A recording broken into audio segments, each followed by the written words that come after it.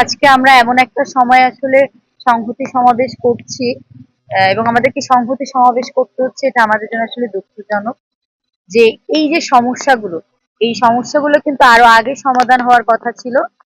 এবং অবশেষে ঢাকা বিশ্ববিদ্যালয়ের নারী শিক্ষার্থীরাই তারা অধিকার আদায়ের জন্য রাস্তায় নেমেছেন। তারা ভিসির সাথে দেখা করছেন, প্রক্টরদের সাথে দেখা করছেন, হলের প্রভোস্টদের সাথে দেখা করছেন। এটা আসলে আশার সংবাদ। এবং আমরা নারীরা যেহেতু আমাদের অধিকার আদায়ের জন্য সোচ্চার হয়েছি, আমি মনে করি যে আমরা এই দাবি আদায় করেই তারপর আমরা রাজপথ থেকে ছাড়বো।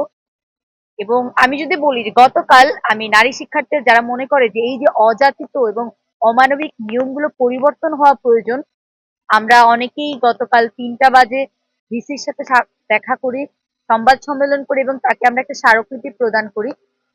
তো ওই প্রোগ্রামে আমার এক জুনিয়র কুয়েতমতি হলের অনাবাসিক শিক্ষার্থী সে তার যে সাফারিং অনাবাসিক শিক্ষার্থী হিসেবে তাকে যেভাবে বিশ্ববিদ্যালয় ট্রিট করে, এইটা নিয়ে সে সংবাদ মাধ্যমে কথা বলে।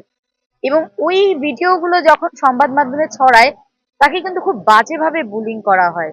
এবং আজকে আমি সকালে তার সাথে আধা ঘন্টা কথা বলি এবং তাকে মন খারাপ না করতে বলি যে আসলে এটা আমরা তো আমাদের অধিকার নিয়ে কথা বলছি। যে মানুষগুলো তোমাকে বাজে কথা বলছে ওই দায়টা তোমার না, ওই দায়টা তার।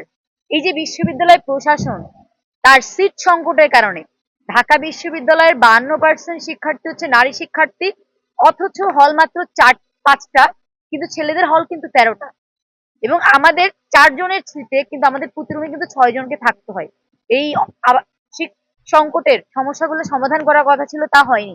এই দায়টা তো প্রশাসনের, কর্তৃপক্ষের। কিন্তু তার এই যে দায়িত্ব অপারগতার কারণে যখন একটা নারী শিক্ষার্থী অনাবাসিক হচ্ছে, তাকে বিশ্ববিদ্যালয়ের প্রশাসন সিট দিতে পারছে না। এবং সেই অধিকার নিয়ে যখন ওই নারী শিক্ষার্থীটা কথা বলছে, তাকে কিন্তু সাইবার বুলিং করা হচ্ছে, স্লাট শেমিং করা হচ্ছে। এবং এই জন্য কি প্রশাসন তাকে সরি বলেছে? প্রশাসন কিন্তু সরি বলেনি। এবং প্রশাসন কিন্তু এখনো কিন্তু তারা মনে করে যে এক্সিস্টিং যে রুলস গুলো আছে সেটাই সঠিক। এবং আমি যখন এই রুলস গুলোর এগেনস্টে কথা বলছি, আমাকে যে স্লাট শেমিং করা হয়, ওই জায়গায় প্রশাসন কিন্তু আমাকে ন্যূনতম সুরক্ষা দেয় না, আমার কাছে তারা দুঃখ প্রকাশ করে না। এটা সত্যি খুবই লজ্জার। এবং প্রশাসনকে আমরা বলবো, আমাদের যে দাবিগুলো, সেই দাবিগুলো কিন্তু যৌক্তিক দাবি, আপনারা দাবিগুলো মেনে নেন। নয়তো আপনারা দেখবেন আপনার এই যে আপনি দাবি পালন না করে আপনার পদে থাকছেন এবং আপনার এই যে নিরাপত্তা নিশ্চিত করার যে অপারগতা, সেটা ঢাকার জন্য আপনি কিছু অযাচিত নিয়ম রেখে দিচ্ছেন এবং ওটাকে আপনি জাস্টিফাই করতেছেন। মূলত এটা আপনার পদে থাকার যে বৈধতা, ওটাকেই প্রশ্নবিদ্ধ করছে। তা আমরা বলবো আমাদের নারী শিক্ষার্থীরা যে দাবিগুলো নিয়ে এসেছে, যে আমাদের মেইন গেটের সময়সীমা বৃদ্ধি করে। আমরা জানি ঢাকা বিশ্ববিদ্যালয় একটা কালচারাল হাব, এখানে অনেক প্রোগ্রাম হয়, অনেক সভা সমাবেশ সেমিনার হয়, কিন্তু আমরা নারী শিক্ষার্থীরা কিন্তু সেগুলোতে অংশগ্রহণ করতে পারি না। আমরা জানি ঢাকা বিশ্ববিদ্যালয়ে কোনো কালচারাল প্রোগ্রাম হলে যে প্রধান প্রধান যে আয়োজনগুলো, সেগুলো কিন্তু শুরু হতে 10টা পার হয়ে যায়, কিন্তু আমাদেরকে কিন্তু ওই প্রোগ্রামগুলোকে অ্যাটেন্ড না করে হলে ফিরে যেতে হয়। কারণ আমি যদি আমার নির্দিষ্ট টাইম অতিক্রম করে, আমাকে হলে ফিরতে দেওয়া হবে না, হলের ভিতরে ঢুকতে দেওয়া হবে না। আমার কথা হচ্ছে, একটা নারী শিক্ষার্থী তার যে কোনো কারণে দেরি হতে পারে, কিন্তু তার যদি বৈধ আইডি কার্ড থাকে, তাকে আপনি হলের বাইরে দাঁড় করে রেখে আপনি তাকে কিসের নিরাপত্তা দিচ্ছেন?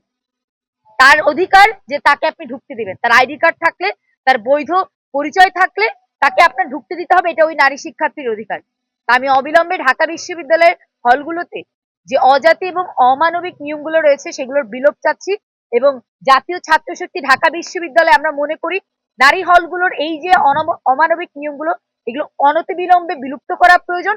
এবং এর ব্যাপারে আমরা শিক্ষার্থীদের সর্বরকমের সহযোগিতা করব।